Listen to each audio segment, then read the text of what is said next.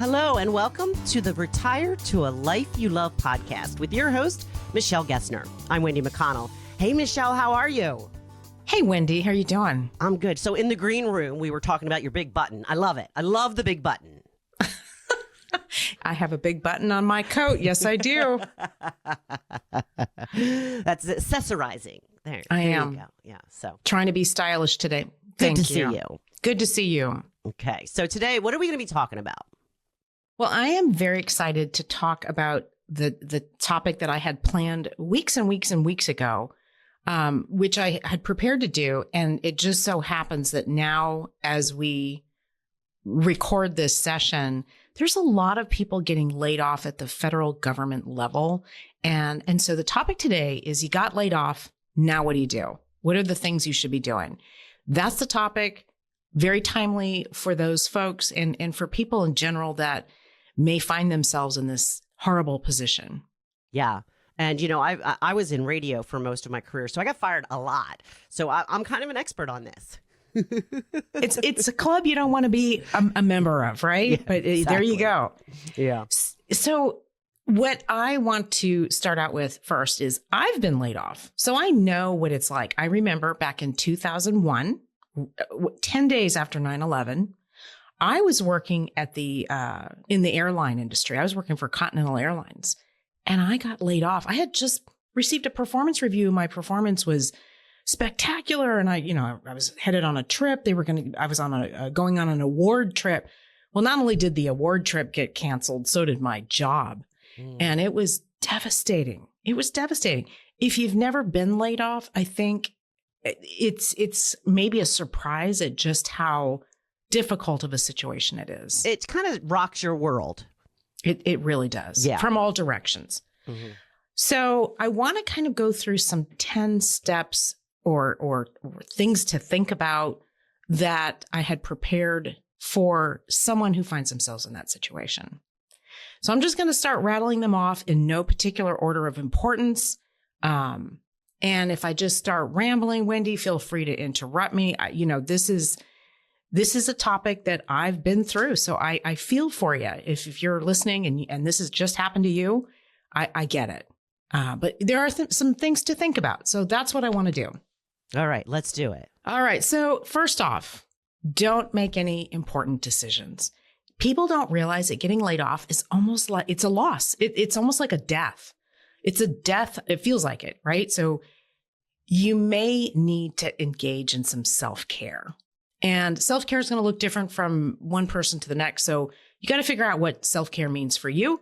For me, it was putting some structure in my world because my structure just got taken away.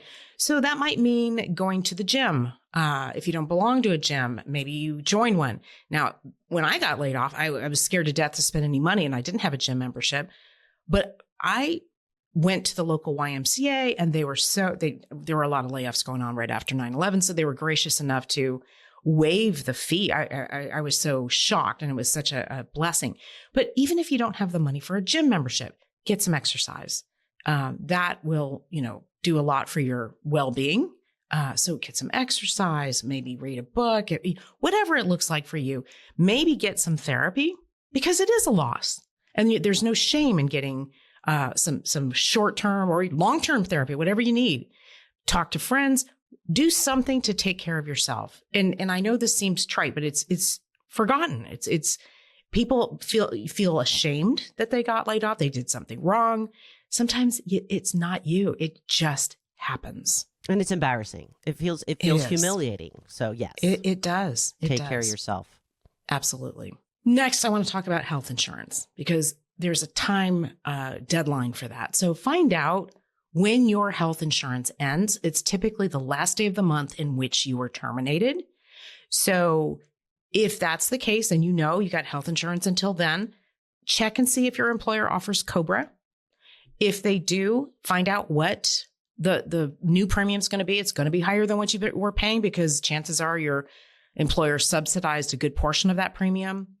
And then you can decide if you want to continue that same coverage with COBRA or if you should be out hunting for a different policy. You can sign up for the Affordable Care Act options that are in your state.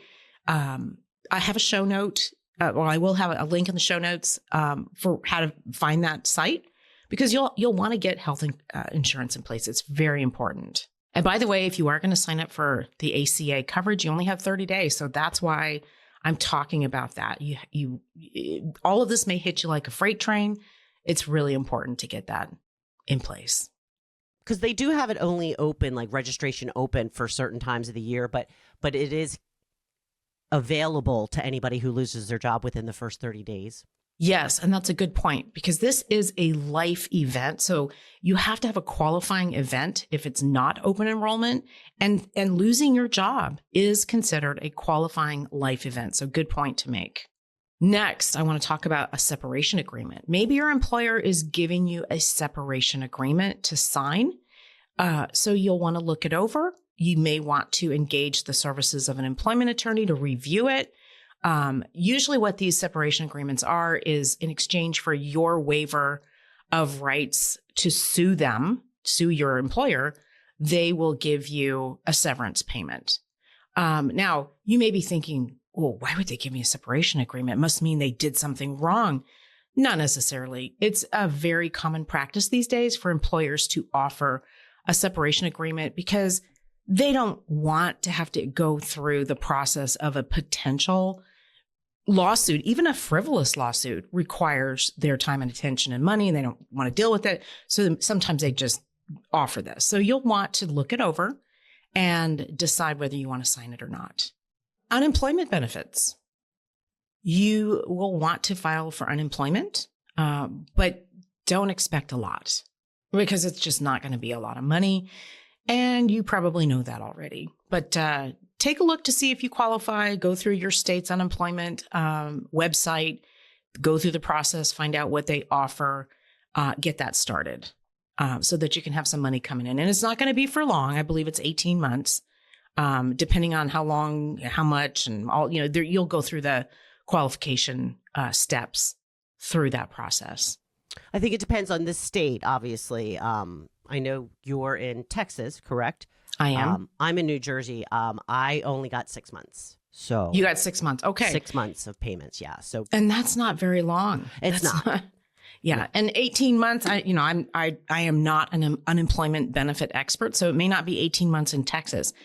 Find out, sign up, and, you're going to have to follow some rules. They want you to report to them how often you're looking for a job. You have to keep records. I mean, it's not, it's not without its work, but it's nice to have some money coming in if you are eligible.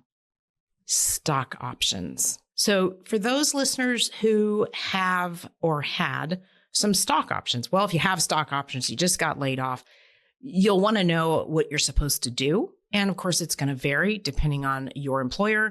For some people, the stock options expire immediately and have to be exercised. For others, you have 90 days. You'll want to read the fine print and make decisions. Again, these are things to look at so that you are aware and deadlines don't get passed because you didn't look at it. Okay. Sounds good. Yeah. So next, I want to bring up your 401k.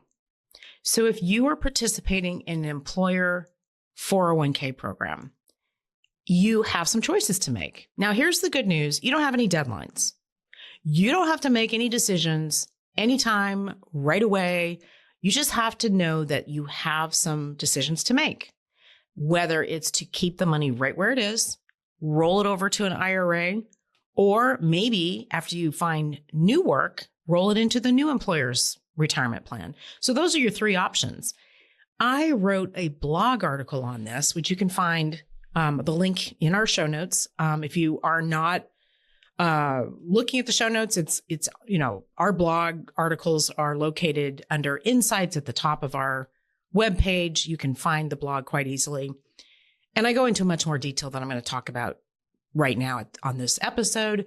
But what I do want to mention are just a few things to think about when you're making this decision. If you decide to keep the money right where it is, just understand that your employer only has a certain number of investment options that they make available for any participants. You don't get the big wide world options, investment options that you get when you roll it over to an IRA. So if you're not happy about the investment selection that your employer made, then you may want to think about rolling it to an IRA where you can choose from the universe of options out there. If your investment lineup on your 401k is high cost, high expense ratio, limited investment funds that maybe don't cover all the asset classes and leave you with no chance for a diversified portfolio. And let's face it, there are employers that just don't have very good plans. Then this is a good thing that you can do. You can roll it out to an IRA, and now you can build a diversified portfolio. But if you decide to keep the money right where it is, I want to bring up that you don't want to get forgotten and you don't want to forget about this 401k. And you may think, well, how is that even a thing, Michelle? Well, let me tell you, there was an article that was written. I read it recently. There was a study done in 2018 by the Government Accountability Office, and they found that 25 million participants literally just forgot about their 401ks. Old 401ks, they left the employer. They forgot that it was there. And by the way, your employer isn't going to keep up with your new address and your new email. And, you don't work there anymore. They don't know how to find you. So it happens. Yeah, I was just thinking if, they should be continuing to send you statements and stuff. But you're right. If you move, then they don't know how to get in touch with you, because I've done what you're talking about. I have a job from 2019. It's still there, and I know that I should move it, but and but I you do forget. Get a statement. Yeah. And what's interesting is 25 million people forgot. So it was such a bad situation that on December 29th, 2024, there was a website launched called the Retirement Savings Lost and Found Database. Now, that link is in our show notes. So if you're looking for that, it's going to be there. But they had to launch a database because so many people forgot about their 401k. So just understand that could happen if you leave it there. Your employer is not going to be looking for you to send you important information. Now, I did talk about the possibility of rolling it over into an IRA at Fidelity or Schwab or Vanguard or wherever you want. And you'll have the wide universe of options to choose for your investments. But here's another benefit of doing that. If you want to do some tax planning, if you want to maybe convert some of this money to a Roth conversion, you can do that if you were to move it, because a lot of times 401k plans don't allow you to convert to Roth. Now, you may be thinking, why do I care about converting to Roth? When you are not making as much money that year, which could very well be the situation if you lost your job and you're not making as much money, you're going to be in a lower tax bracket. Wouldn't that be a good time to do a Roth conversion? Now, I'm not saying that doing a Roth conversion is the thing that you should be doing. There's a lot to go into that analysis. But one thing that we look at is your income high, low, medium? I mean, where are you? And so it could be worth doing this year, in the year that you lost your job, depending on how long you're out of work and a variety of other factors. If you were to want to do a Roth conversion, it's very likely you're not going to be able to if you leave the money in your 401k, because 401ks often don't have a provision to allow you to do what is called an in-plan Roth conversion. In other words, you got to get it out of the 401k to do it. So I just want to throw that out there. Another reason to look at different options and how what they all add up to for your particular situation. Okay. And then I mentioned the third option is to roll it into your new employer's plan. So once you get a new position, they'll have very likely 401k, 403b, whatever they have. And you can make the choice to roll this money from your old plan into your new plan. It's my least favorite option because once again, you're held captive to whatever their plan rules are, their plan investment options are. And, you got to live with that. But if you are somebody who likes to have all your money in one place and coordinated together, it could be right for you. So those are some things to think about. There's more to think about. That's why I pointed you to the blog article that I wrote. So you can really get some decisions made that will be best for you. All right. But no hurry. You don't have to hurry. It's just something to think about. All right. What's next, Michelle? Well, it's that time to reassess. You got to look at your career path. So maybe you didn't want to. Maybe you were quite happy at your job, and here you are finding yourself in this predicament. But since you're in this predicament, it's a good time to reassess your career path. What do you want to do? What did you like about your job? What did you not like about your job? Is it time to make a change? Do you want to launch a new business? Do you want to change career paths, go back to school? Look at all that, because this is a good time to do that. You may want to get some career coaching, and there's plenty of options for that. One that I want to point out for the female listeners. Now, I don't know that this option is strictly for women, but this is an option that I found that I thought you might be interested in. And it's an online coaching course specifically designed for women called Work Like a Girl. So, again, don't know if it's exclusively for women, but it sure sounds like it is. The link is going to be in the show notes. But yeah, it's a good time to really reassess, and it's nice to have some professional help to do that. So online coaching, if you can find that. You can rehaul everything. You can. Yeah. And maybe it's just time to just kind of see if you have been going in the right direction. Maybe you've been running and so busy with your career that you really haven't had a chance to just think about it. So it's a good time to do that. Okay. Next, it's time to be looking for a new job, right? So the very first step is to update your resume. Now, that's kind of common sense. So I'm not here to insult everybody's intelligence. Hey, time to update your resume. What I want to add here is don't just update your resume. Do it to perfection. Edit it to perfection. And there are online AI tools that will help you do this. Now, I know someone who had been laid off, and he used one of these tools. There's free tools out there. And I was just amazed at how quick and flawless his resume became with this tool. So put in your search bar free AI tools to review resumes, and you will find a plethora of options to do that.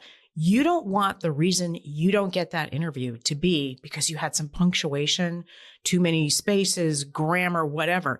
That's just, you don't need to be in that situation when we have these tools. Yeah. And, it's funny, Michelle, you probably know back in the day, we had to take them to the printer and get like 100 copies made at once. Like if you realize that there's a mistake now, you just got to, print a new one. It's not a big deal. But back in our day, it was on the paper and the thick paper and right. And it's just, and everything's online now. So, paper resumes. I mean, you might want to bring something on beautiful paper if you're coming into an interview. But nowadays, it's just online, and you don't get very long. That employer that's looking at however many resumes, they don't look very long. They're looking at your word choice, or looking at how much attention to detail did you put in this resume? Because attention to detail is a trait many employers want for the job. And if you can't show attention to detail to your resume, then they're already going to kick you out if they're looking for that trait for the job. So don't let that be the reason you didn't get the interview. It's just not necessary.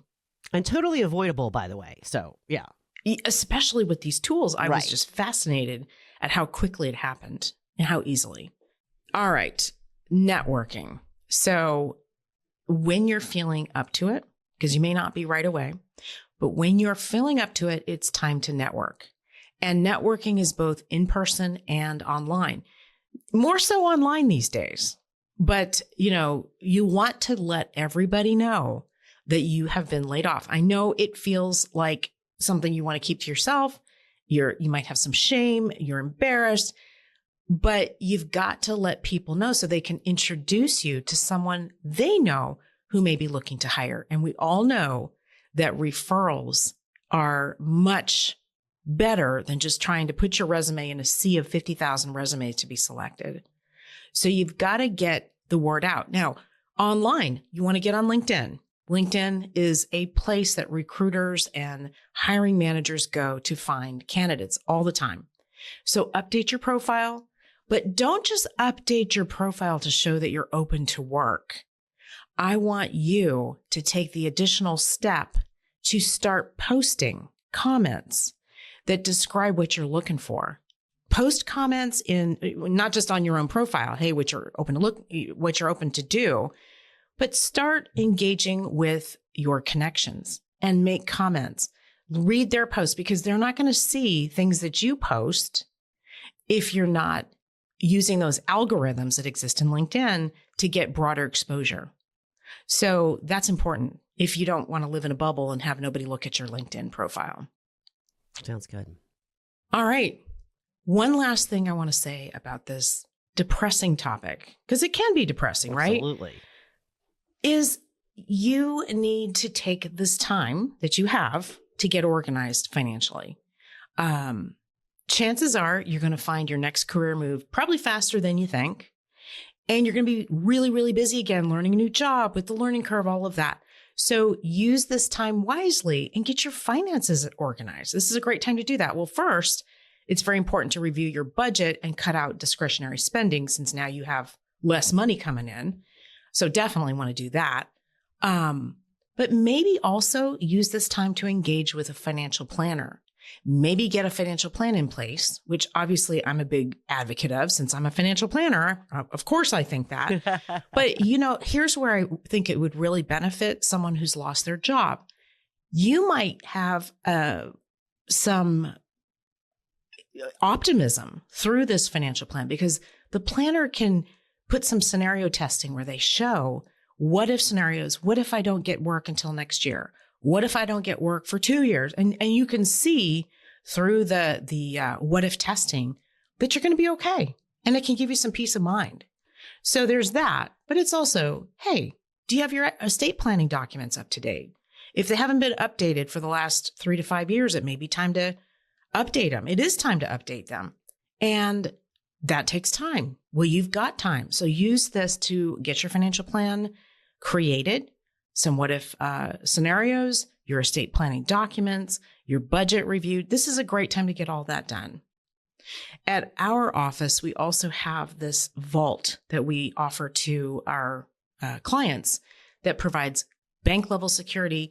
And it's specifically for these estate planning documents and all the little bits and pieces that someone in your family who's, if something happens to you, they have to now piece together your whole financial life. And that is not fun to do. It's very tedious. You can get a vault like the one we offer for our clients and have documents and everything in order for those, for those survivors of yours with varying levels of permission so that they don't get to see anything until and unless you pass away. But then if you do, it's there. So these things, these are things that take time. And I'm trying to help you feel like turning this unfortunate event into a useful advantage. So that's what I'm hoping this episode accomplished. Yeah, and to kind of take the sting out of what happened. Often when things like this happen, it's a new beginning, and sometimes you go in a better direction, sometimes you go in a completely different direction. But things happen for a reason. I like to have that philosophy when something like this happens. It's so true. It's so true. When I lost my job as a result of the Continental layoff, I felt like I got hit by a truck. And I felt like my life was over because all my friends were there. And so I felt like I lost my friends. I lost my structure. I lost my income. it was very depressing. It was horrible. And I remember just how devastated I was. But now looking back, everything worked out. Mm-hmm. And I did end up on a better path than where I was. You can't see it at the time. You can't. And where's Continental Airlines now? Yeah, right. Continental Airlines got bought up or merged with United. And look, it was painful. It was painful. But the point of this is not the end of the road. There are things going to happen for you. We don't know how long it takes. That's the part that's so difficult. You don't know when it's going to happen. So while you're waiting, take some of these steps and work them into your favor. If there's anything my office can do, we are financial planners. I'm a certified financial planner. I have been through this. I can help you with the financial planning, the investment planning, the budget planning. This is something that we do. If not me, somebody else, but just get the help that you need and use this time wisely. All right. So there is a lot of ways to get more information in the show notes. But Michelle, if people want to, get directly in contact with you, how do they do that? Yeah. So just visit our website, GessnerWealthStrategies.com. That's where you can find the blog article at the very top. You can find our contact information. You can reach out. We're happy to help. All right. Well, thank you, Michelle. And thank you for listening today. Please like, follow, and share this podcast with your friends. Until next time, I'm Wendy McConnell. Thank you for listening to Retire to a Life You Love with Michelle Gessner from Gessner Wealth Strategies. We hope you were inspired to take steps to your financial freedom as you learned new techniques and strategies for managing your finances. To learn more about how you can improve your financial landscape, visit our website at www.gessnerwealthstrategies.com. That's GESSNER wealthstrategies.com. Or give Michelle and her team a call at 713-589-6448. And don't forget to click the follow button below to be notified when new episodes are available. The information covered and posted represents the views and opinions of the guest and does not necessarily represent the views or opinions of Michelle Gessner or Gessner Wealth Strategies. The content has been made available for informational and educational purposes only and is not intended to be a substitute for professional investing advice. Always seek the advice of your financial advisor or other qualified financial service provider with any questions you may have regarding your investment planning.